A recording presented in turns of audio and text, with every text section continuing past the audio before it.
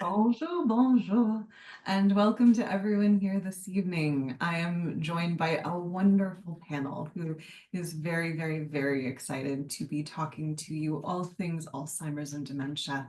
It's something that I can only imagine has touched everyone in our audience today. I would imagine there's some people here who are like, I'm worried about myself. I'm worried about a loved one. I've seen this happen. I don't want it happening to me. So we're hoping throughout today's presentation, we're going to talk to you about what exactly it is, what causes, what happens in the brain when dementia, when Alzheimer's presents. And then more importantly, where we're going to dedicate a lot more of our time to is what exactly can you do about it? If we know what causes it, what the factors that cause it, what can you do to prevent? And we want to make sure that's very personalized and targeted to you based on your own genes. So as I begin to introduce our speakers, I really encourage you again to fill out our poll as we transition from the what is it to what can you do about it. We'll jump into the poll so that we know who's here, because it's important to us that we tailor to why you're here and what you want to know. So with no further ado, I welcome my lovely, lovely panel. We have two in-house clinicians that I'm sure many of you both know and love. We have Dr. Lara Varden and Dr. Adelia Sapp. Ladies, bienvenue, welcome. Hello and good day to you, our wonderful panel, our angels in the background that make these webinars work so beautifully and smoothly. And to all of our audience, thank you again for joining us. We are so happy that you are here. And thank you so much for the invite again. It's an honor and a pleasure to be here with you guys again. This is one of my favorite topics. I'm joining from the Rockies in Bozeman, Montana. And yeah, just happy to be here and happy to talk about this stuff because I know it's a big concern for so many people and there's so much we can do that's not common knowledge that hasn't always been disseminated. So happy to educate on that stuff. Yeah, yeah. And I'm very excited. For those that don't know, Dr. Lara is a PhD, very extensive. She's, children, where she's going to dive deep. You're going to hear words that you don't understand, and then she's going to explain them, and then you're going to be like, oh, okay, cool. And then Dr. Sapp, she's trained in specific by Del Bredesen's group, and so she has a very intimate awareness of, well, what do you do about it? So why don't we start off with that bigger question of what exactly are we talking about tonight? Maybe Dr. Varden, if you want to start with like, there's some people that use Alzheimer's and dementia interchangeably. Can we do that? And if not, what's the distinguishing factor between the two? Well, first of all, when we're looking at Alzheimer's disease, this is a progressive neurodegenerative disorder, often characterized by cognitive decline, memory loss, changes in behavior. It actually is the most common cause of dementia. And I mean, it just affects millions of people worldwide. You know what was really interesting, and I'm going to throw this in because I read this article. There was some research that had been done at UC Davis that actually looked in ancient cultures. So they were looking at the Roman Empire and the Greeks, and they found that Alzheimer's, neurodegenerative diseases didn't exist back then. We are talking, I mean, granted, it's not that it necessarily didn't exist. Yes, there were some things, or very rare incidences, of people with memory loss. But honestly, there was such extremely low rates. It was just not in the culture. Well, and let's be careful, because I don't like when we romanticize the past and be like, if we went back to the old days, we'd all be fine, right? People weren't necessarily living as long. There's an element of, not that dementia is a privilege, but it is something that you acquire in older age. It's not necessarily something that's in voluminous in younger populations, save and except for those with early onset, correct? Oh, yeah. And I mean, it was just very interesting, reading that because this professor at UC Davis, Mhm. you know, it was just a matter of uncovering, a lot of texts and reading information. And it's just compared to the prevalence that it is today. I mean, think about it. We actually, I mean, the majority of people, when you think of, oh, getting older, one of the first things they're like, I don't want to get older. Why not? I don't want to lose my mind. I don't want to keep forgetting things. I mean, it's that immediate association of I'm getting older.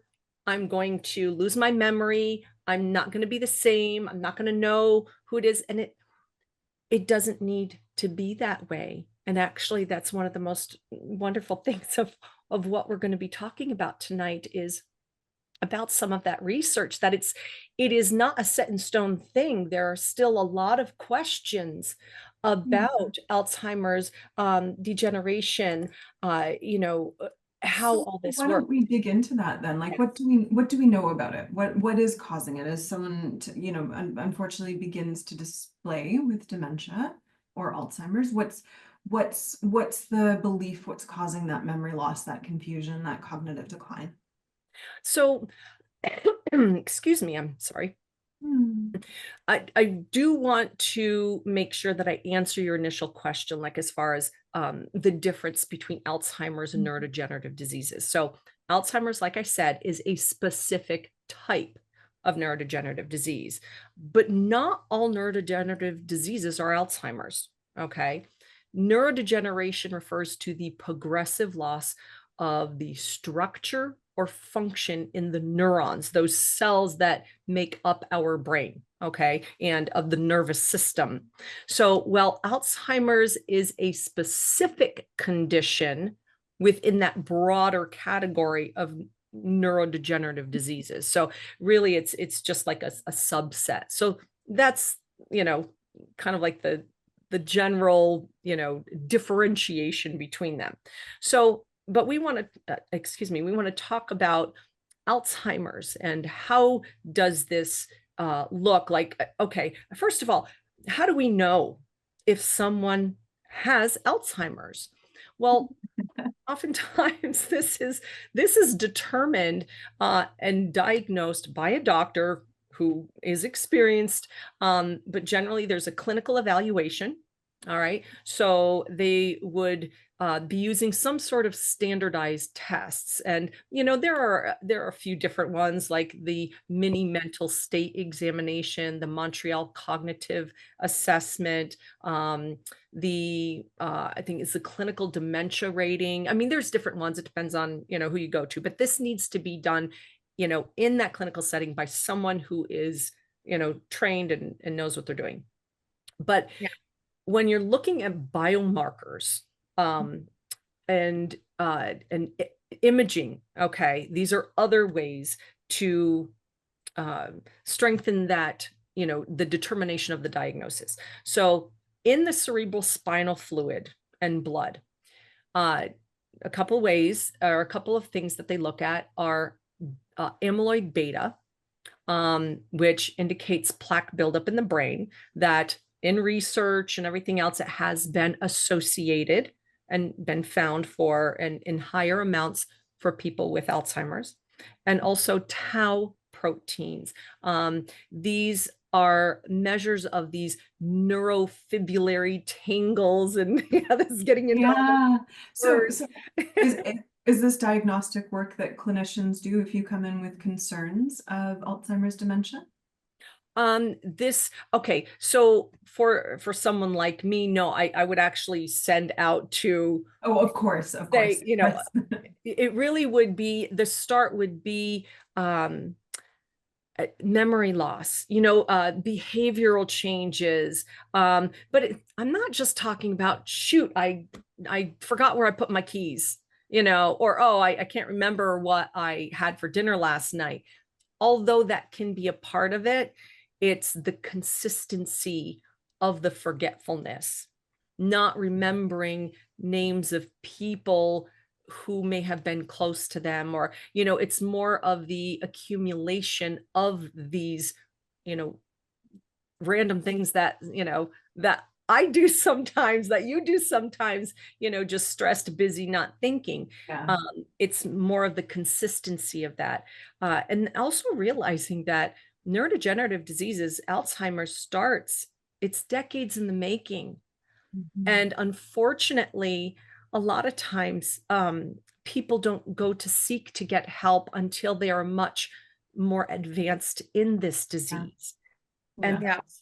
that's a very sad thing. But, as far as, going to a specialist, if it is something that is a possibility, okay, and you go to a specialist, they can actually do blood tests. They can do brain imaging, like I was talking about. They can do MRIs. Okay, this can detect brain shrinkage, particularly in the hippocampus. Now, the hippocampus, the hippocampus is this kind of tubular, small-like structure, and it's in the middle of the brain, more to the temporal, but it's deep, like kind of behind the eyes and right back there. And that really is important for memory and learning.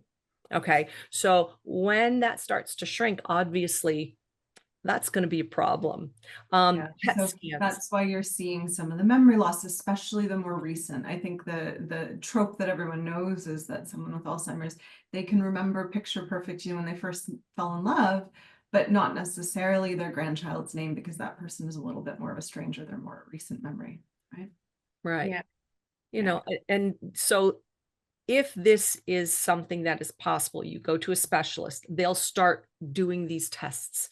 Okay. They'll start doing the scans, like the PET scan, different aspects like that, because they also want to rule out other conditions. Yeah. Because I'll tell you, if it starts getting into behavioral issues, I mean, we've talked about this on other webinars, that mercury toxicity, mold toxicities, other toxins, in the body that can get into the brain can cause behavioral changes. But I don't want to go down that path right now. But the fact is that, they'll be doing these tests. They'll also look at genetic testing. That, I mean, it is optional, but they can look at that. ApoE4, if someone happens to have that particular, gene of the ApoE4, that can actually increase the genetic risk. It does not confirm diagnosis. It is not, a fate, but it can give some insight. And of course, there's also other genes that are linked to early onset familial Alzheimer's, like where the people who have this, like 100% of them get it. But that's very rare. Okay. Yeah. So I think go ahead. Dr. Worden. Yeah. I was just gonna continue on the note of chronic illness and the fact that there's so much we can do. And that's really like what I like to highlight when I'm talking about it. Typically people may have genetic precursor or associated genes. ApoE44 would be the one where you really have to ramp up your protocol if you have that variation. And the first thing I would personally do is get an ApoE test. You can get it as a blood test. I do it often as a primary care practitioner in the US. It's pretty easy to do.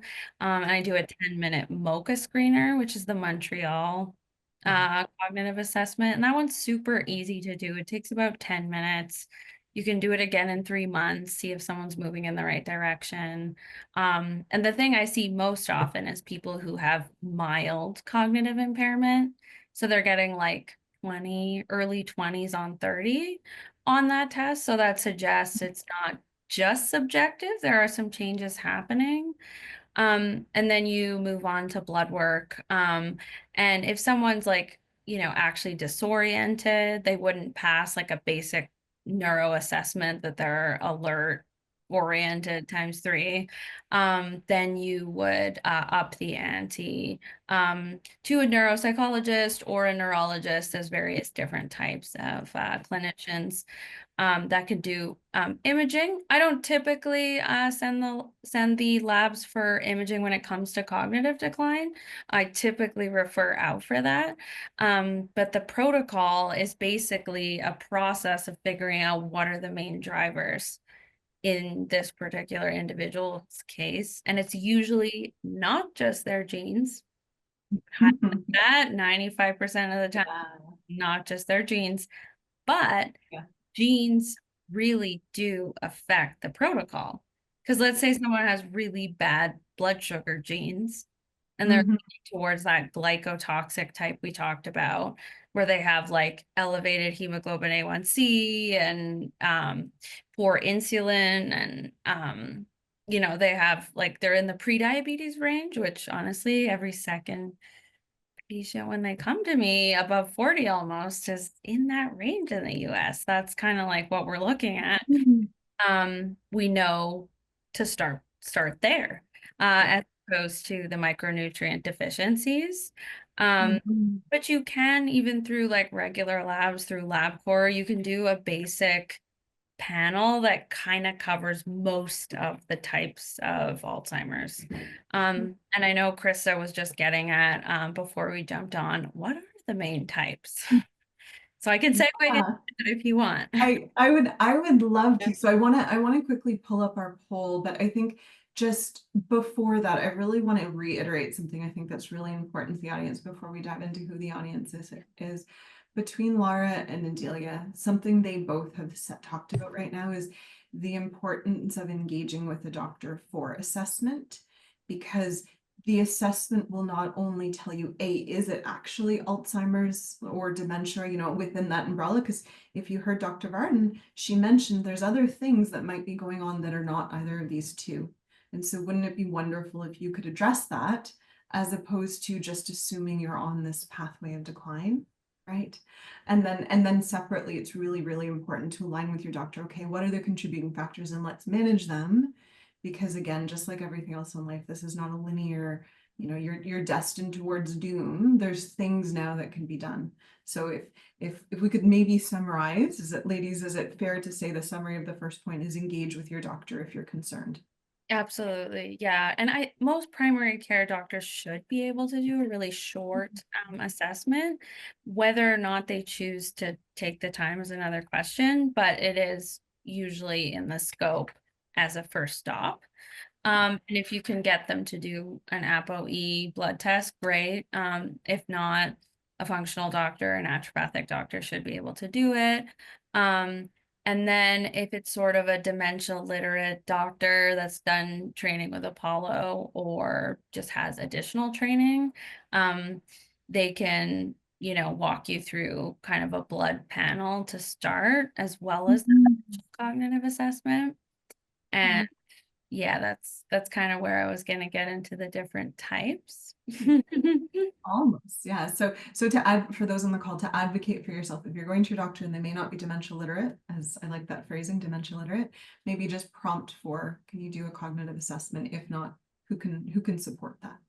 Yeah, and they could potentially refer out to a neurologist, and then of course they can do imaging. They might be quicker to do imaging if, you know, if the memory issues are significant.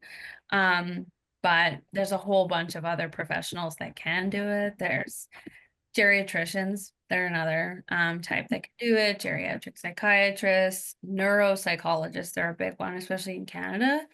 And then speech language pathologists sometimes. So there's a whole bunch of types of healthcare practitioners that can do some sort of cognitive assessment.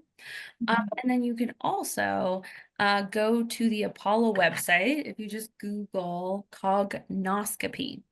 So when you turn 40, you know, you think of Cognoscopy. right? You're gonna have to spell that and toss that into the chat, Dr. Sal. Okay. Yeah, absolutely. Okay, so my message is going to, okay, now it's going to everyone.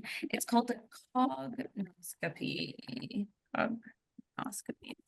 And that's not the specific link, but I can get that after. Maybe some of our angels could find the link to that. Basically, it's starting with like some cognitive tests that you can do online. And then they may refer you to different kinds of practitioners or coaches who are dementia literate to investigate further with blood tests and such. But basically, once you're 40, since it falls under a chronic disease category, right? And chronic disease in the US is crazy. Like we are really at a tipping point in medicine where there are literally trillions of dollars going into chronic illness and mental illness.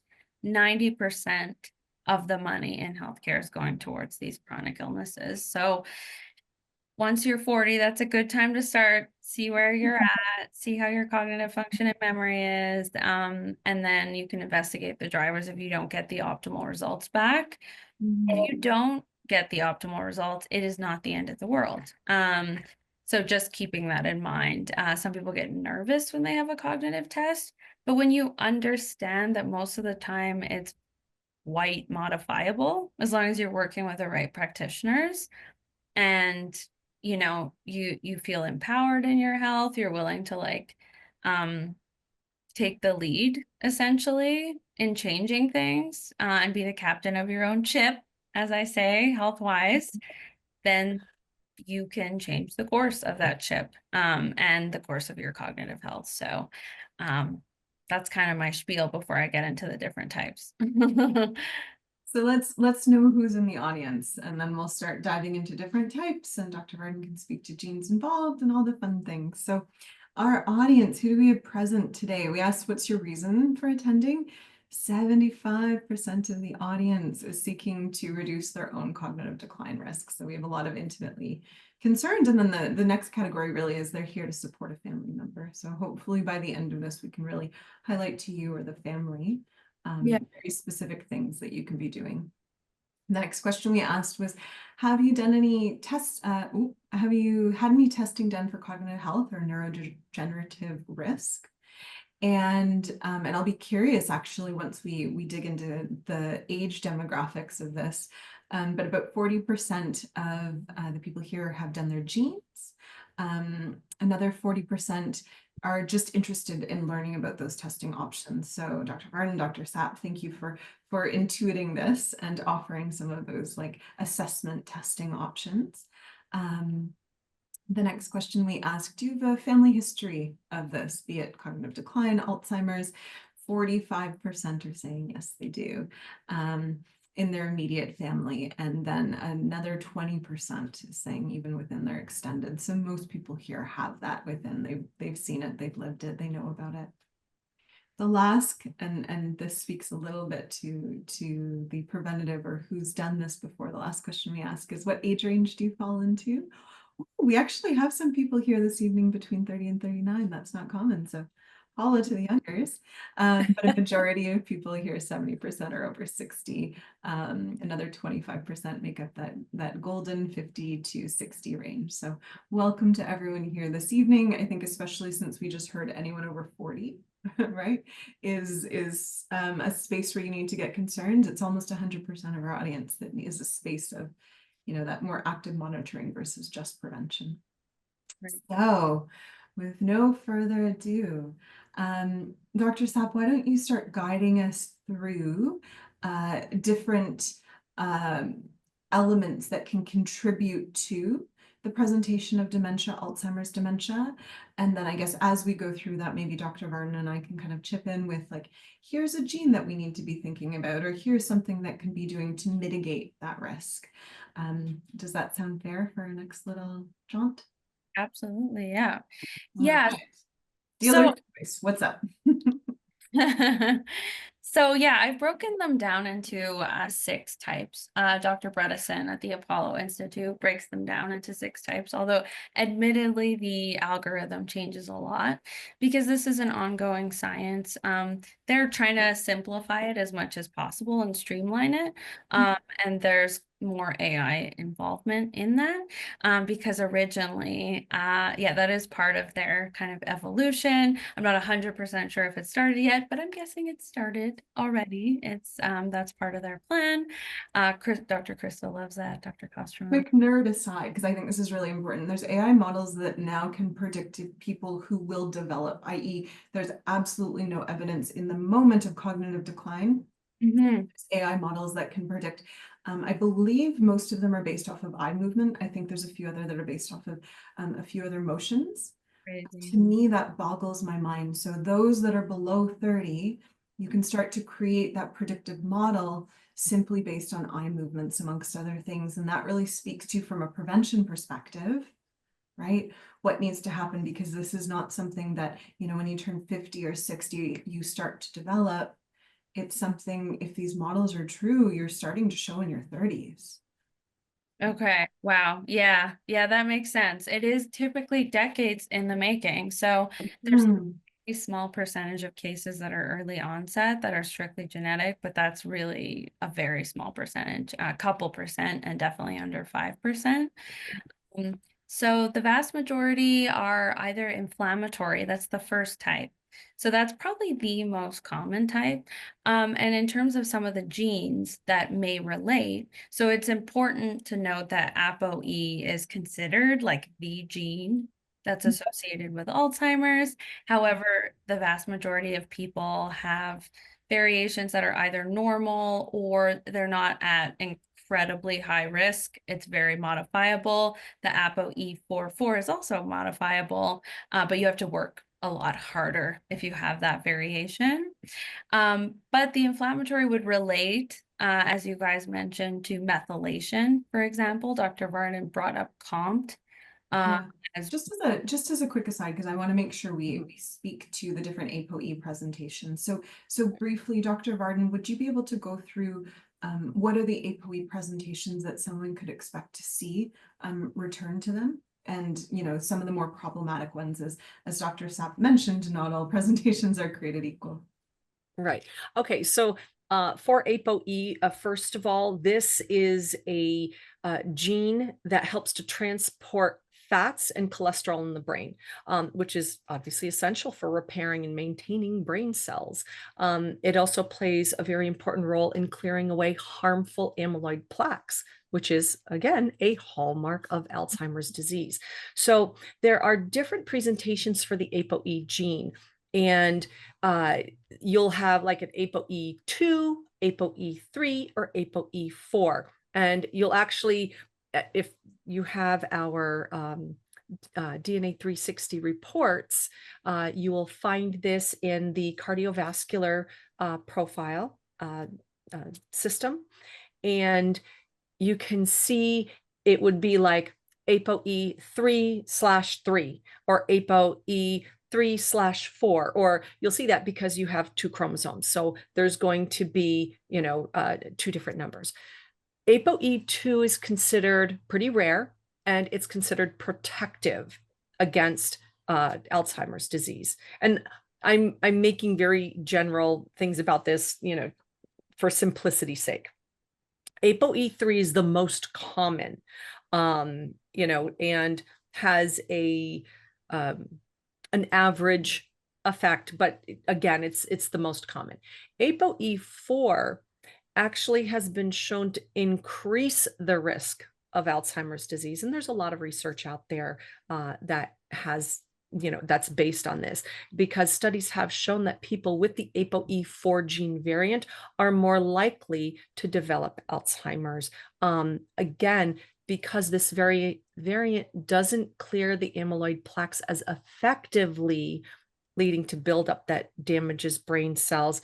But again, there's more research, more things that we have been learning in science and scientific research when it comes to these plaques and what they actually do and the different functions. But regardless of anything, they have been found, you know, these blobs, okay, these plaque buildups that is higher in concentration in people, in the brains of people who have Alzheimer's. And a way that you can think of an analogy to describe this is that you can think of ApoE as a garbage truck that clears waste from the brain. So ApoE4 is like a broken garbage truck. The garbage piles up, leading to that toxic environment that increases inflammation and hurts the brain function. So That's good. I love that. Yeah, very good summary. Um, and then of course the DNA company has a whole bunch of other genes that are associated, right? To lesser degrees. So some of the methylation genes, some of the blood sugar genes like TCF7L2, and then others that affect cardiovascular health like ACE and NOS. Would you be able to give summaries of those, Krista? Yeah. So eight. No, we're good. We're off the clock, and you all saw my cat, so we're on first name basis here. So ACE is a gene that really informs the kidneys to a certain extent, or a system within the kidneys, the angiotensin system, that how much salt we want to be retaining. So we really see this, the end product of this influences blood pressure, especially when you're consuming a high amount of sodium in your diet. And so I want to be specific. We're not talking a sprinkling of table salt. We're talking someone who consistently, persistently consumes either restaurant food or preserved foods or foods that are high in sodium, right? So I want to make sure we qualify that. We don't want to toss the baby out with the bathwater. So for people with an untoward ACE presentation, and this will vary by ethnic background, but based on your presentation there, consuming a lot of salt will raise your blood pressure. And we know that puts undue pressure on your cardiovascular system, especially the microvasculature, which we know feeds things like the brain and is very important there. So that's one element. Another element is the NOS. This really looks at when your arteries and veins, when they experience pressure, especially kind of an outward pressure of heightened blood pressure, right? This can happen when you're running, you're doing and exerting, right? Where you become stressed. That pressure on the vein can trigger something called nitric oxide. And that effectively then relaxes that artery, creates that space so that you can diffuse this pressure. When you have a suboptimal presentation in this gene in particular, you're not able to diffuse. And so you're kind of keeping that pressure really high. And we know that pressure wears away at things, right? So ACE can wear away at by holding on to salt, holding on to liquids, and therefore raising blood pressure and damaging very delicate microvasculature. And then NOS is detrimental insofar as when that pressure rises, you can't get that release and you have to stay really tense, right? It's all to the end of how much pressure are we putting on our microvasculature, because that's really important to keeping our brain happy, right? Like Dr. Sapp is going to go into as she continues this list. There's not one thing that creates Alzheimer's dementia. It's death by 1,000 cuts. And so having that consistently high blood pressure that damages your microvasculature is a very significant cut. Yeah. Yeah, and that would relate directly to the vascular subtype, right, of Alzheimer's. Yeah. Blood flow is so important, of course. Younger women often will have issues with blood flow to the brain due to iron deficiency. Once you're in the zone of dementia or Alzheimer's or mild cognitive impairment, and you know that you also have blood pressure issues, and you also have the beginning of heart disease, and you might have some metabolic issues or lipid issues, that's where that could end up one of the drivers or one of the main drivers. And that's part of why some treatments involve just increasing oxygen and blood flow to the brain. So like one of the novel therapies they've added to Bredesen is exercise with oxygen therapy, where it's almost like a CPAP machine on an exercise machine, kind of. You put a mask on and it delivers extra blood flow to your body, which of course goes peripherally to your brain as well. And that's one of those novel treatment modalities. That's not where I would start with everyone. There's a bunch of free stuff before you get to that point. But if it did turn out that yours was vascular, that could be part of your protocol. The most common type is probably the inflammatory type. So I have like 6 main types, and I also have some words which can kind of function as mnemonics for them. So for the inflammatory Back to school. it's hot. The inflammatory type is hot. That's the most common.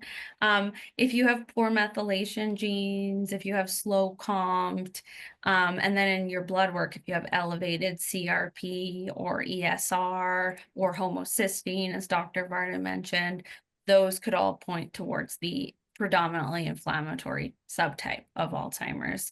And then it can also be related to chronic infections, as Dr. Krista mentioned. So even herpes simplex virus, which is super common, about 80% of the population here has type 1, which is To translate, that's the cold sores that you're cold seeing sore. on your face.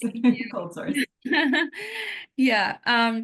That's not necessarily one of the most common drivers, but because a lot of people, it remains latent and it doesn't disrupt their immune system too much. But other kinds like Lyme disease, or even mold toxicity, that could fall under the toxic type, or it could fall under the inflammatory type, depending on how it presents itself. And then things like periodontal disease can increase inflammation. So Dr. Barden was talking about the proximity of the oral cavity to the brain. That actually makes a big difference. So people who have gum disease or people who aren't getting regular dental cleanings, that does increase the bacteria in your mouth, which does affect your cognitive function. And there's a lot of research on that. So it's kind of wild to think that it would, but it does. That's another factor. So inflammation. So we want to lower inflammation. Maybe you want to take fish oil. That's definitely part of a preventive protocol. Maybe you want to take certain types of B vitamins depending on your genes. And then, of course, you might want to work with a doctor to work on different ways of lowering inflammation. The second type is atrophic. So the mnemonic word is cold. And that's where you don't have enough nutritional support to the brain or other neurotropic factors like hormones, which Dr. Varda mentioned. That's huge. And for women, declining estrogen can be a big factor. So one example. Yeah, why don't we just pause there for a second, because I want to make sure we shout out the ladies, because we've already said on 2 different occasions. So Dr. Varden will educate us on numbers in a second, but Alzheimer's and dementia is more prevalent within female populations. So we've said if you're still in your menstruating years, a big risk factor is anemia, right? You bleed once a month, you lose blood once a month, you're losing iron. So simply not having that replenished blood to get circulation. Separate to that, once we hit that the beautiful that can be menopause, right? We drop in hormones. Dr. Varden, how does that influence our dementia, our Alzheimer's risk? Well, I mean, what I was talking to both of you before we actually got live on this webinar is that well, first of all, women are more prone statistically to get Alzheimer's. And the fact that a lot of it is, again, decades in the making, so it usually shows up in older ages. I mean, as of like 2023, approximately almost 7 million Americans that were 65 or older are living with Alzheimer's dementia. And that, I mean, accounting for about 1 in 9 people in this age group, that's really scary. And you think that, like 65+% of them are women. Well, what happens to us during that time? Menopause. Our hormones take a nosedive. And there is a lot of benefits to our hormones because estrogen, progesterone, these do help with the brain health. And I was mentioning to you ladies earlier that estrogen actually helps with the cleavage of the amyloid proteins, because there has been research, and Dr. Bredesen actually talks about this. There's been research that shows that these amyloid proteins are actually beneficial. They help to, protect and, clear different toxins and other things out of the brain. They have protective functions. And part of the ability to have that protective function is in its cleavage, meaning where it's cut, because it's a long protein, gets cut. And generally, estrogen is one of the hormones that helps in the location of that cleavage, where it cuts it in half. These are protective. Mhm. when we don't have the estrogens, because they just took a nosedive. Okay. There is disruption, dysregulation in the homeostasis of the hormones.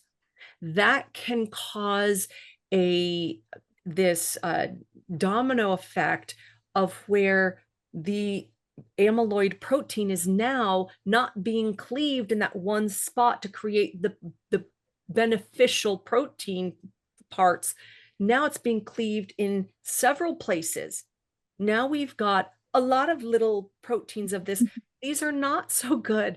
They don't provide the beneficial aspects to our brains. What ends up happening is they cause them to clump in those blobs that I was telling you about, and then start to create these plaques, these depositions. And the amyloid beta proteins accumulate on outside of cells, like in the extracellular matrix area. And then one of the other proteins that I had mentioned earlier that are oftentimes looked at for part of the diagnostic measurements for Alzheimer's is tau proteins.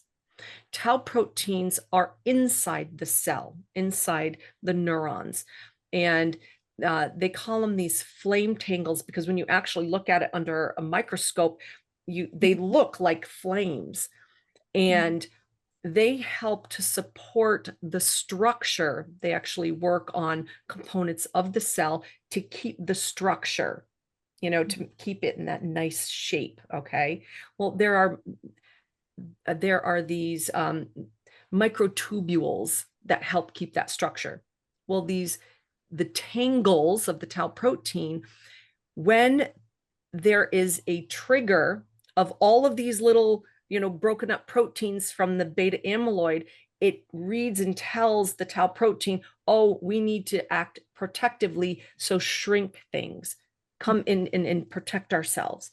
So it will start disrupting those microtubules and make the cell shrink. So that's kind of like the nerdy aspect of it. But this is where the hormones are an upstream triggering factor, or the lack thereof, I should say. So these all play a part. On behalf of the Glasses Brigade, thank you for getting nerdy.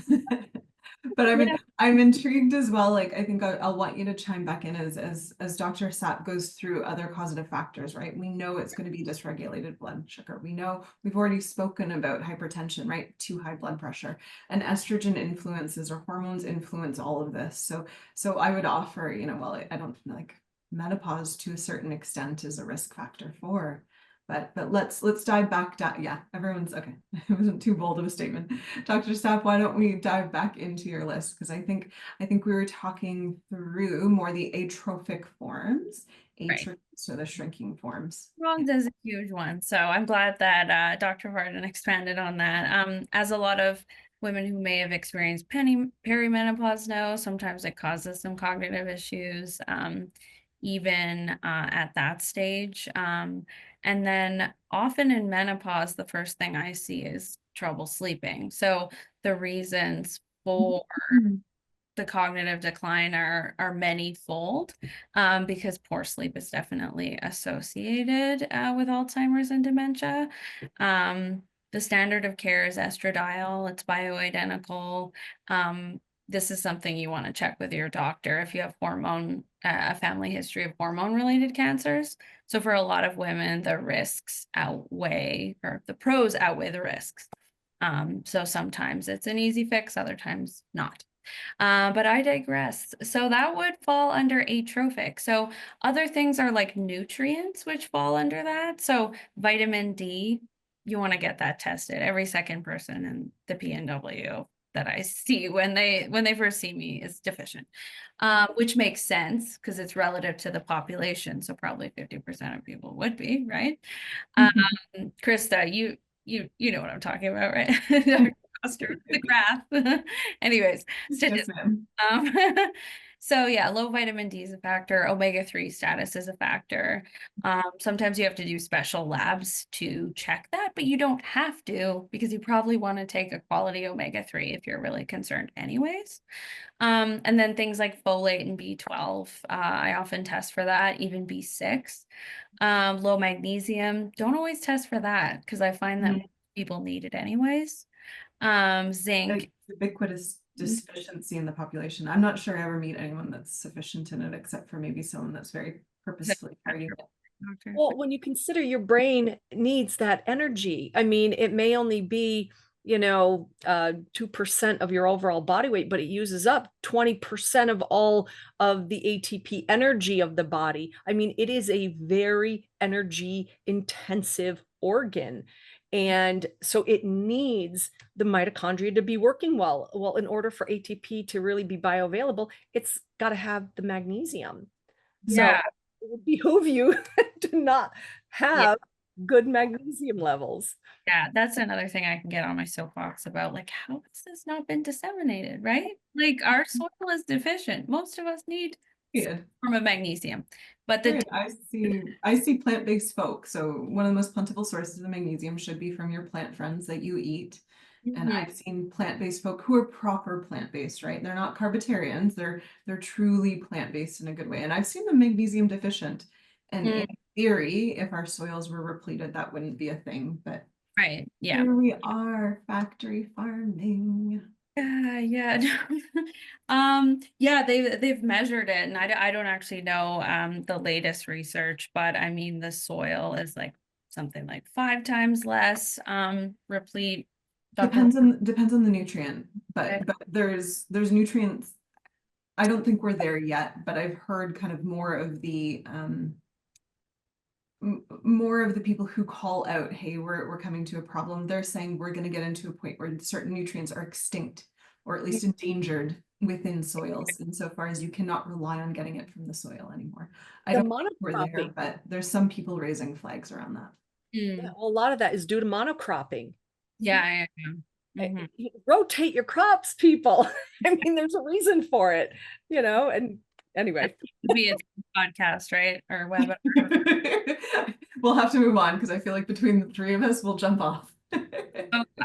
Yeah, and under that same category, if we're talking about neurotropic factors, thyroid is another thing. So your thyroid function is important for your cognitive health. And I see a lot of people come in, they're like, oh, my doctor told me my thyroid was normal, or my last doctor told me they only tested TSH. Then it turns out they have really high thyroid antibodies. So get like a whole thyroid panel with antibodies because that can all affect your cognitive health. One of the other main types is toxic, and the mnemonic word is vile. So hot, cold, vile. Vile. Due to exposure to toxins like heavy metals, mold, pesticides, air pollution. So in Washington State, where I'm based, mold would be the most common driver, most likely. A little bit more common than heavy metals, but heavy metals, it depends. Do you eat sushi a lot? Did you get mercury amalgams? Did you travel in East Asia in certain areas that are, have high mercury? So you might want to check that one. Those are all things that are toxic to the body. And something like mold actually affects your ability to detox other toxins, which is wild. It sounds crazy, but it actually does that. So toxicity is part of it too. If you have poor detox genes, going back to the genes, this one could be more of a concern. And for that one, I don't typically start with toxic like testing, like lab testing for this one, because it's typically straight to an out-of-pocket expense where you would need to do a urinary test often for heavy metals or a toxic panel or a urinary mycotoxin panel. But that's kind of when I start asking questions, and then it turns out that person, it could definitely be a driver. So toxic, vile. So that was the third type. And then the fourth type, this one is definitely like more common. Glycotoxic. Dr. Burden brought this one up. Your blood sugar affects your brain. So they were even calling Alzheimer's diabetes of the brain at one point. I don't know if that's accurate because there's a number of other main drivers, right? But if you're in the pre-diabetes range or the diabetes range in terms of your blood work, if your hemoglobin A1C is elevated, and like I said, in most sort of patients over 40, it's very common that people are in the Yeah. diabetes range. So it's good to check your hemoglobin A1C. Yeah. And then you can also check your insulin and your fasting glucose, and other markers relating to metabolic function and blood sugar. So that one's really important. And then vascular, we touched on that one already, and Dr. Kosterman brought up some of the different genes, but that relates to reduced blood flow to the brain, and cardiovascular risk factors like hypertension. And other factors that are related to that would be like if you have sleep apnea and you're not getting enough oxygen to the brain, circulation to the brain. If you have anemia and you're not getting enough oxygen to the brain. And then on the treatment and things like exercise with oxygen therapy and working on your circulation and cardiovascular health is always a good thing. So just being aware that that is one of the main drivers. And then the last one is traumatic. So this one, again, I don't automatically assess for unless someone has a history of a traumatic brain injury. And then this one they would, if they did, they would have probably done imaging. But if they haven't, they would want to pursue imaging, like an MRI or a SPECT scan, depending. Traumatic brain injury, you're talking like a car accident, or you're talking I played football, or you're talking. That's a good question. So I did at one point I was using Amen Clinic testing quite frequently. And according to their SPECT scans, a lot of people have some sort of traumatic brain injury to some extent. And then when you ask them, they might not bring it up right away. But if you say, oh, there's an indication from your brain scan that you may have hit your head, is that possible? People often will think of a time that they have. Conjure up that, yeah. Oh yeah, so I fell off the bed. Yeah. I So didn't realize that was a thing. Yeah. I don't start with that one, but definitely if they know they had a really bad concussion, then we have to investigate that. And then if they had even a mild concussion, it could be a driver. So yeah. So those are kind of the 6 main subtypes. There's a whole bunch of other things below that in terms of what you do about each of them. Reducing stress. I know that sounds really vague, but there's very concrete things you could do according to the research, like going for a walk, evidence-based, gratitude journal, evidence-based, even going to a religious or spiritual service once a week. It's shown to improve longevity and reduce stress. A whole bunch of them. Some people it's just exercise, meditation. We all know there's thousands of studies.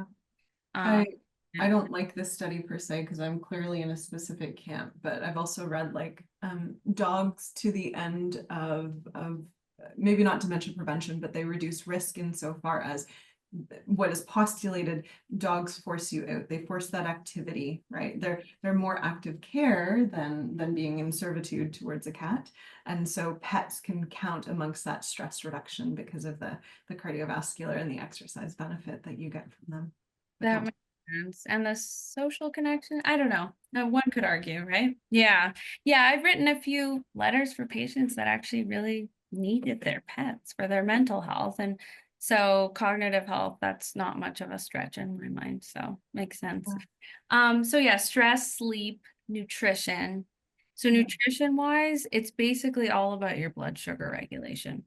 So increasing protein, increasing fiber, complex carbohydrates, basically vegetables. Most of us are familiar, but it's when you really start to dig into what's like throwing your blood sugar off that you realize some kind of innocent things like having white bread or bread a couple times a day, or added sugars are just snuck into everything in the USA. Like it's a thing. Good too. Let's as much as I'd love to throw the baby out with the bathwater, no, it's I think it's a North American, and I think you're seeing that like I know everyone, our webinars are attended by people all around the world. I've seen this evening there's someone from Australia here. I'm Yeah. waiting for someone to show up from, we've seen South Africa a few times. We haven't seen outside of that South Africa, but I'm working on that. I want to see someone from Latin America, but we're seeing that as North American influence has spread around the world, so Yeah. is diabetes and other metabolic disorders. So wherever you're calling in tonight, it's not just an American problem anymore, unfortunately. Yeah, agreed. There is a whole other level of additives that are allowed here, so it could be slightly exaggerated here, but that's a whole other fight. But yeah, sneaky additives everywhere. It's a global problem. You have to read labels, and then even then, admittedly, some companies have some loopholes in labeling. So reducing packaged foods and processed foods is usually helpful if you can. Sticking to whole foods and yeah, protein, vegetables, fiber, healthy fats like avocado, olive oil, grapeseed oil, all of those. Sometimes coconut oil, but if your cholesterol is really high, you have to be careful. So yeah. Those are some of the main ones. Sleep is really important. If you think you might have sleep apnea, there's a lot of people that fall into this category. They're like, oh, I might have sleep apnea, but I don't want a CPAP machine. There's other options out there. And I think about it as like getting extra oxygen to your brain. Like, you know, why not? Like, why wouldn't you? If you know that that is so beneficial for your cognitive health, why wouldn't you want more oxygen to your brain? But there's other things like jaw devices. There's like these sort of dolphin fin type devices. Like let's say you get apnea if you're on your back, you can put on one of these dolphin fin devices and it helps prevent that. So there's options. There's even other options out there. So those are just a few of them. But sleep apnea, you definitely want to find out if you have it and rule it out. So yeah. Yeah, I would even just say for like independent of dementia risk, just for your mental well-being and your enjoyment of life, you know, getting a good night's sleep shifts that. So Yeah. I wonder if we start shifting now into our questions and answers, because I'm seeing from our question section, our audience is eager to peek into the wisdom that Dr. Sapp, Dr. Varden have. So And yourself, Dr. Krista. every once in a while, I'm just the dancing fixture this evening. All right, so let's start. I love this first question. I'm really excited to hear an answer for it. Mary is asking, are statins contraindicated for ApoE4s with genetic lipid issues? So those with an ApoE4 presentation, what's up with statins? Statins, lipids, Alzheimer's, it's kind of this mushy little pile. What's up? Dr. Sapp, do you want to start in on this?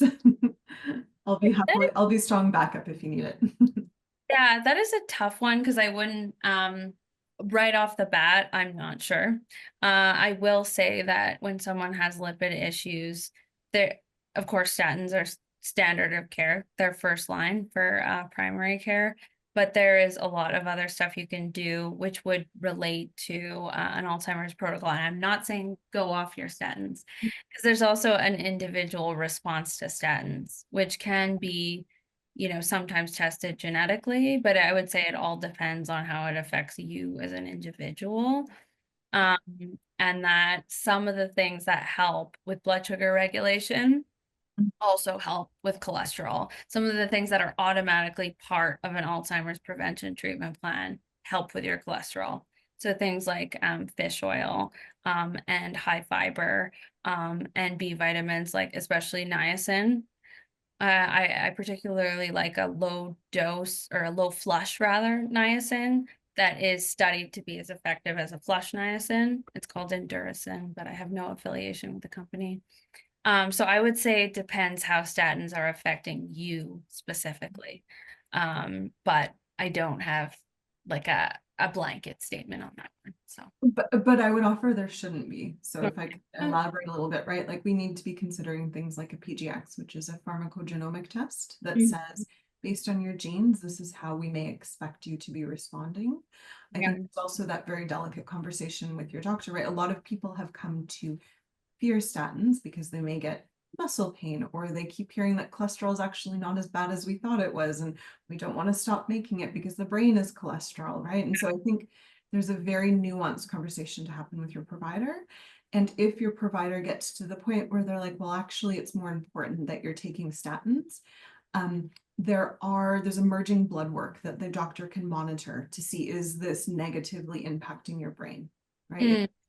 I think to Dr. Sapp's point, I think this is really important. Every person in this audience, the 90 or so that are here, everyone's going to have a different answer to this. And this is Yeah. a really intimate, delicate question that ideally is addressed by you and your provider. Yeah, and I do believe that the research is a bit mixed on that one, and it's probably because of those individual variations. So yeah, Yeah, I think it's neat and it's powerful, like, because I hate when people are scared of taking a medication when it's sincerely indicated for them. There Mhm. is blood work now that can be done to monitor the impact on the brain, and that can guide, have we dosed it too high, too low? What exactly do we do about this? Yeah. I'd love to hear about some of those markers after the webinar, and I believe you. Yeah. Yeah, I'll send them. I have like a chart. I couldn't call them off the top of my head. Mhm. I can't remember anything if my life depended on it, but my computer can, and that's what's important. All right, the next question that I have here,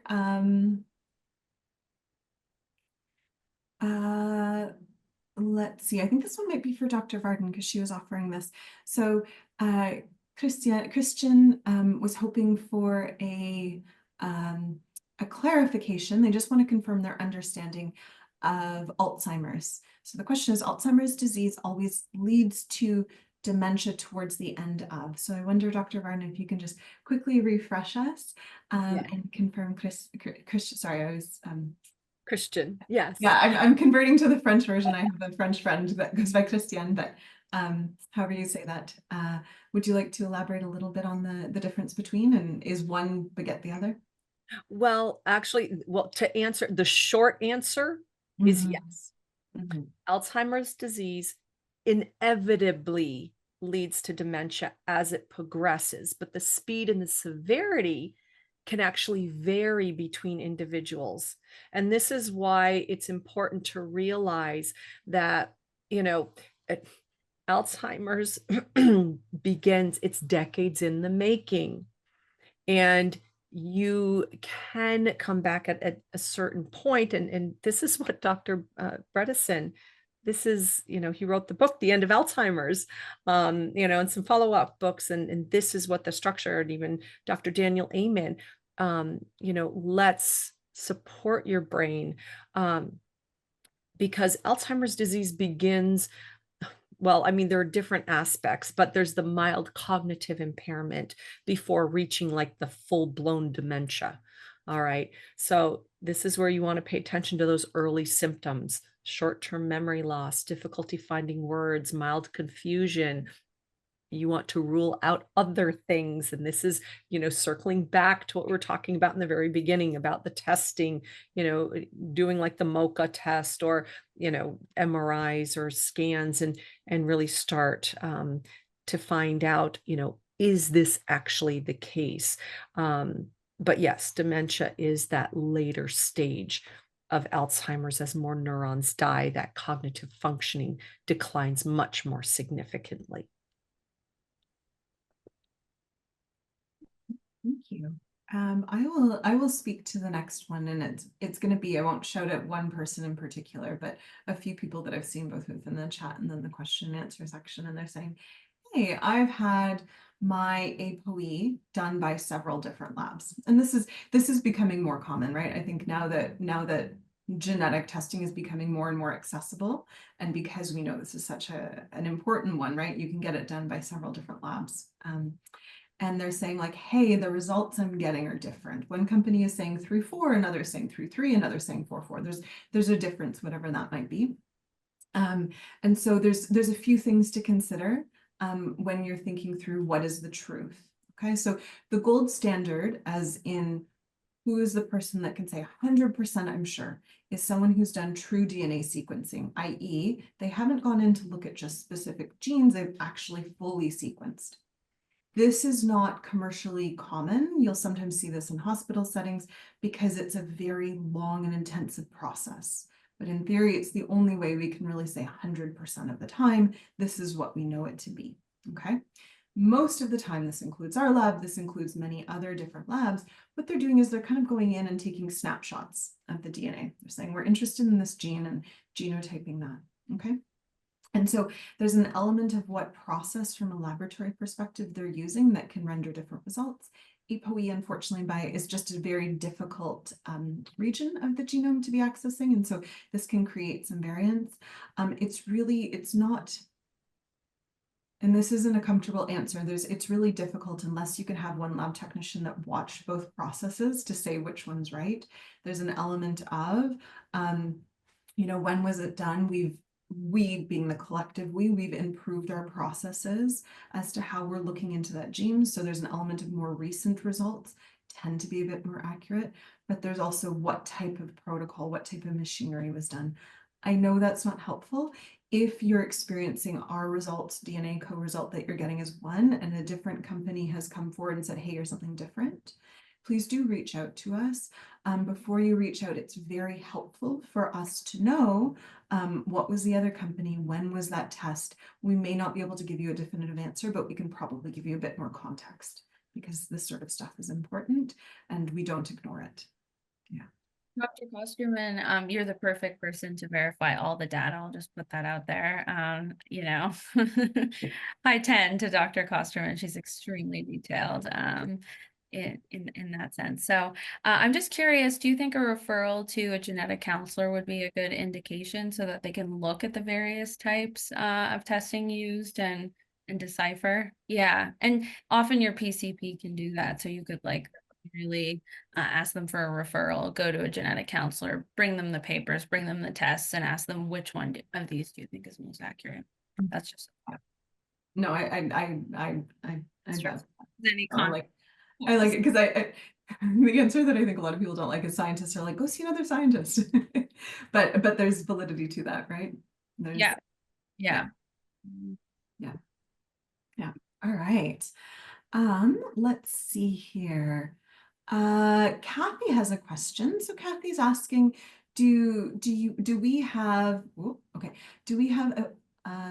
sorry, the questions are moving. Do we have opinions on molecular hydrogen inhalation as a support? I'd offer this if either of you like to speak to it as a support, as in have a diagnosis of dementia or Alzheimer's and you're working to mitigating that, or as a support in the regards to prevention.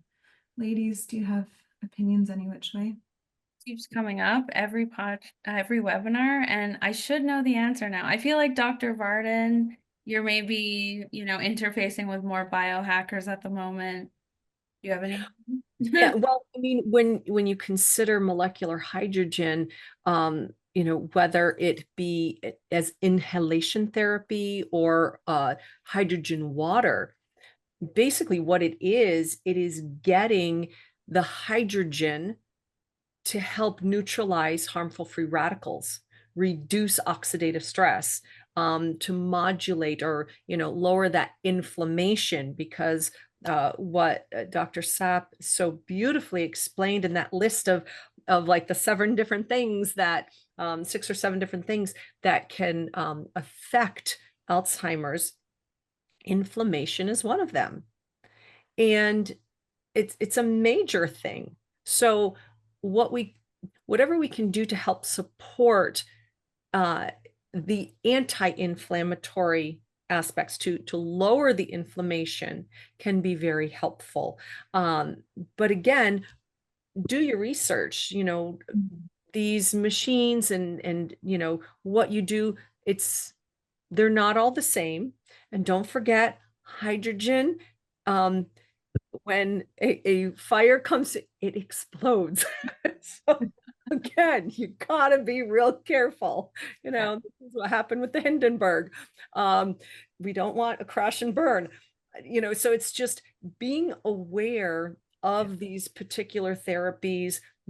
Again, do your research to know, what's out there, what devices are better than others. Speak to someone who has used them, knows them, and how could this work into your particular stack of ways of keeping yourself healthy. But I mean, again, theoretically speaking, and how hydrogen works, is being able to help acting as an antioxidant, neutralizing those harmful radicals that are damaging mitochondria and cells. I don't think there's pointed research yet that correlates this does benefit. That being said, I don't think there's been enough time, so I don't say that to decry it. I would also say be mindful of where you're investing your dollars. If you have all the monies in the world, sure, have fun. But if you want to be a little bit more targeted, I think between what Dr. Sapp and Dr. Varden spoke to around prevention, around cardiovascular, around detox, etc., that's possibly where some of the money better spent can be. Oh, yeah. Yeah, your lifespan and your ApoE gene and maybe some other genes first, maybe. Yeah. Yeah. Yeah. Okay. Okay. So the next question I have here is from Gabriella, sorry. Gabriella's asking, there's an incredible family history of dementia. So both mom and dad, aunts, and it sounds like grandparents as well. And she's tested and she's unfortunately ApoE epsilon 4,4. Her doctor's advice, and I would imagine this is a GP, but I'm not sure, don't smoke. And that was the advice. So she's 50 and she feels doomed. How can she prevent it? Dr. Sapp, do you want to speak, I guess, briefly? I don't think you'll obviously be able to give a fully encompassing plan, but how would you usher into kind of some of the Bredesen? Where would you start with that? Maybe give her a good, the first step. Yeah, so I think if you're around 50, that was going to be my first question is, well, how old are you? There's a lot of time. There's so much you can do. So yes, having the ApoE44 increases your chances, but modifying factors like sleep, stress, nutrition, and movement, cardiovascular exercise is part of a Bredesen protocol, and then doing a cognoscopy or a cognitive test. And then blood work would be where to start. That was a number of things. So you could do cognoscopy first, book an appointment with your PCP, and then get connected with a dementia literate functional medicine practitioner. So that can be an MD, it can be an ND, it can be a chiropractor, but they have to have extra training in dementia and Alzheimer's. Yeah. Ideally from the Apollo Institute or a organization, but they're pretty much the forefront of the movement. So I would go straight to them. And there's a lot you can do at that age. So, yep. I love that answer, right? It's about finding the perfect nerd for you. Okay. Jeff has a question. So Jeff has actually asked, and Jeff will take this under advisement. So Jeff is asking when we talk about genes, just to make sure we type it out or say it a little bit slower. So our apologies if you're asking after a very specific gene, you just didn't catch what it was, toss it in the chat, or separately, feel free to email us and we'll make sure we offer you which gene we were speaking through. Christian has another question. For a man, if your testosterone is 0 because of hormone therapy against cancer, does it have an impact on the risk for Alzheimer's disease? So I would imagine, typically, not to out you, typically a lot of prostate concerns are managed with a testosterone blocker of sorts. So I would imagine there's concerns not only of cancer, but there's also an inflammatory concern. Do we know how this impacts the risk of Alzheimer's? Well, yeah. Actually, Dr. Sapp, did you want to start, and I can always hop in? Yeah, absolutely. I was just going to say it's among the factors, but there are many other factors. So given that there's 6 different subtypes and it's one of many that's potentially under atrophic, I would say that modifying all the other factors will go a long way. So I don't know what you were going to say. Well, in the research, testosterone, it's been shown that it helps to prevent that amyloid beta accumulation. Lower testosterone actually has been linked to higher tau tangles. Remember that flame tangle that's inside the cell, which obviously can, worsen neurodegeneration. And there's a study, actually, there's a few of them that have shown that ADTs. Okay, so these are androgen deprivation therapies, what he's talking about, that they actually have shown that the ADTs are associated with a 20 to 30% higher risk of Alzheimer's disease compared to men who retain testosterone. So, I mean, it also works in the fact that reduced testosterone may accelerate hippocampal shrinkage. Remember the hippocampus that we're talking about in our brains. And remember that it's really important for learning and memory. And I remember that we did a webinar about hormones and brain health. And we dove into more in depth how hormones affect brain health. But when commenting about what Dr. Sapp was saying about blood glucose and, elevated levels affecting the brain, well, lower testosterone contributes to brain glucose metabolism issues. Okay, it can affect that and therefore can possibly increase that risk. So there's a lot of different aspects just looking at the biochemistry, the physiology of the connection of testosterone to all of these aspects. It's supporting blood flow to the brain, testosterone. Okay. So again, anytime that you are perturbing or poking these areas in such a way that it could make them not work as well, then of course you're always inching up that risk for Alzheimer's and a lot of other problems too. So, not to say that this is fatalistic, but this is the science, the, information behind it. That's all. If you're managing your blood sugar, managing your inflammation, managing your toxic load, like your toxic burden, stress, sleep, all the other factors, I think there's often enough working in your favor there. So those could definitely outweigh any testosterone deficiency. So yeah, get some blood work done, some comprehensive blood work, and then you can look at all the other potential drivers. Your next question is from Lee, and I think we've actually answered it in the last question. So Lee is saying they present with an ApoE4. There's no history, or at least no known history in the family, and they're concerned like, does this mean I will develop it?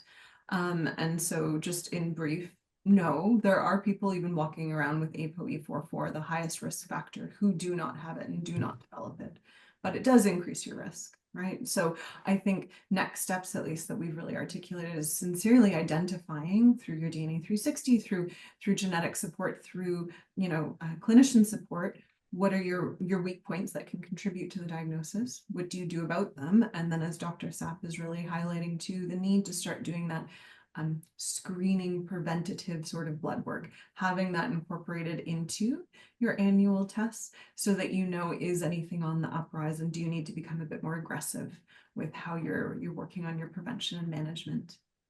Yeah, the way I think of it is the more advanced your age, the more genes working against you, the more aggressively you have to treat it. The less genes you have, the younger you are, the less aggressively you have to treat and prevent it. So that's kind of how I think of it in a nutshell. Gabriella's asking another question. There are many types of magnesium. Is there one that is best for the brain? Absolutely. All right, let's hear it. Which one? Magnesium 3 and 8. You'll see it as magnesium 3 and 8 or L3 and 8.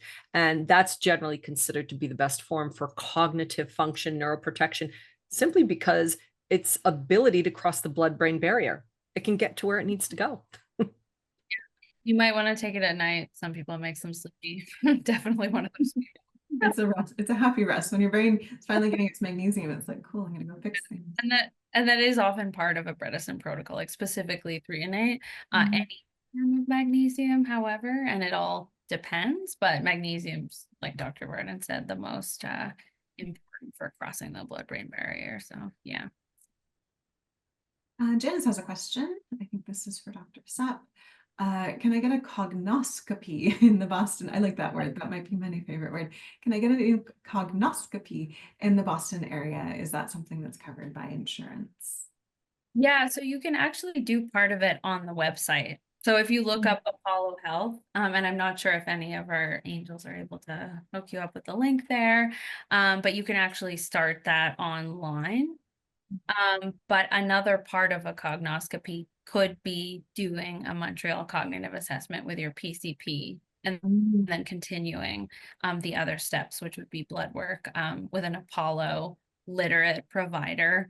So that would be like, let's say you have, you know, an ApoE variation that isn't favorable and you have a family history and, you know, you're starting to see some signs of cognitive concerns like memory issues or trouble with tasks that used to come easily to you, then you'd kind of want to up the ante and really proceed with potentially working with someone directly. So you can start it online. And yes, you should be able to find someone in Boston that can help you with that for sure. They'd probably be a functional MD as opposed to an ND just because of the scope in Boston. Correct me if I'm wrong, Chris, Dr. I believe that's accurate. Likely be more on the MD side, but yes. Okay. Jeff is asking, is there any relationship or association between Alzheimer's and REM sleep behavior? REM sleep behavior disorder. Is there any relationship? So this is a very specific form of poor sleep. We've very plainly said there's a connection between poor sleep in general and Alzheimer's/dementia. Dr. Sapp, Dr. Varden, are you aware of specific to this branch of sleep disorders or poor to sleep? I think, yeah. I don't have the studies, but I believe REM is directly associated with increasing risk of Alzheimer's. So it helps to clear amyloid and tau. So Dr. Varden was doing a really great job of explaining those mechanisms and structures that contribute. But essentially, you're helping to clear amyloid plaques overnight. And REM is a really important time for detoxing the brain, essentially. So it's part of the glymphatic system. So the rest of your body will like clear viruses and toxins partly through your lymph, especially for viruses, and your brain has its own system that's called the glymphatic system. And that happens more in REM, but there's benefits to all the stages of sleep. So just keep that in mind. You know, some people who have insomnia put a lot of pressure on REM. Just something I've noticed, especially those with aura rings. But I do want to mention, you know, because he brought up a very specific condition, our RBD, the REM sleep behavior disorder. And actually, you know, I've followed Dr. Matthew Walker for years now, and he actually gets into this and talks about it. And what it is, it's a condition that's characterized when you're sleeping and you're in that REM stage, you are actually physically acting out your dreams. You know, and that basically what happens is because there's a loss of that typical, what we call muscle atonia, that paralysis that generally accompanies REM sleep. And, you know, so that will lead to, like, you know, movements and slamming and punching and kicking and, you know, talking and shouting and, you know, where people could even get up and sleepwalk, you know, things like that. And that condition is very strongly associated with neurodegenerative diseases. I know there's I think Parkinson's might be one of them, dementia with Lewy bodies, you know, different things. But I know that there's a few. As far as with Alzheimer's, I'm not as familiar, for that direct association. But I do know that that there have been studies that have looked at that particular condition and have noticed different pathophysiologies as far as associations to these disturbances, memory, neurodegenerative diseases. But again, specifically Alzheimer's, that doesn't seem to be too prominent. But I just find it very interesting because that is a very specific condition. Yeah, thank you for bringing up the condition. You diagnosed one of my ex-roommates, so thank you. That explains a lot. But yeah, it is critical for memory consolidation as well, and essentially. So yeah, I believe it is directly related, but I don't have the studies. So yeah. All right. I know we have 2 more questions that we're gonna get to, but before that, Dr. Sapp, we're gonna let you go because I know you're kind of supporting us in between some other things. So we'll let you go, and then Dr. Varden and I are going to close out with the balance of the questions. So thank you so very much for joining us this evening and offering your incredible expertise. For those of you that are dazzled by Dr. Sapp as we are, you can seek out her support and services here through DNA Company. Yeah, but thank you. It's always a delight. I learn every time I engage with you, and so thank you. You are a wonderful doctor. So glad you're on our team. She is. Well, Madel. Bye. Okay, Dr. Varden, we got 2 more questions. So Jill is asking, oh, I know you're going to like this question. Jill is asking, when you say fish oil, do you mean primarily omega-3, or are you talking about a mix of omega-3 and 6, and there's also 9? How are you suggesting people take their omegas? There's a lot of different ways. And yes, the main thing about fish oils is that they are high in the omega-3s. Omega-6s are beneficial. They do have benefits. Okay. We don't want to demonize them and say, oh, we're never going to have omega-6s. They do occur naturally in foods. It's just that there are foods that we eat, where our levels just get really high and ends up causing more inflammation. So we need to really balance that ratio.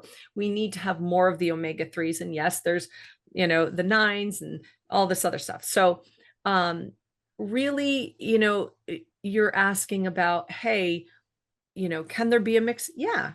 There's balance oils and, different aspects, but what is it that you need? I mean, if you really want to know what your levels are, there's omega tests. You can actually look at your levels. You can look at your ratios. This isn't simple blood work that you can check to see, where are you and where should you lean more?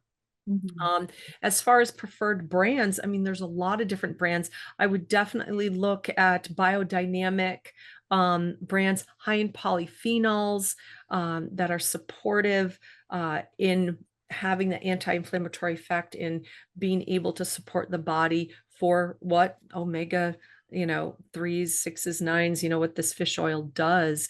There's so many out there to pick just one. I have no affiliation to any. Yeah. I think I would offer, by and large, most people through their diet, assuming a good diet, they're getting sufficient amounts of omega-6. And most of the research more sits on, supporting with omega-3s in particular, because the bigger sources of omega-3s, be it from the animal world, by and large fish, or from the plant world, by and large an extractive seaweed, algae. Those are not things that we necessarily either do consume on high amounts in a daily way or are safe to, as we talked about heavy metals and other things that can contribute to. So typically my poking and prodding is towards 3, but I think you raise a really good point in that it's so specific and tailored to the diet, right? Yeah. All right.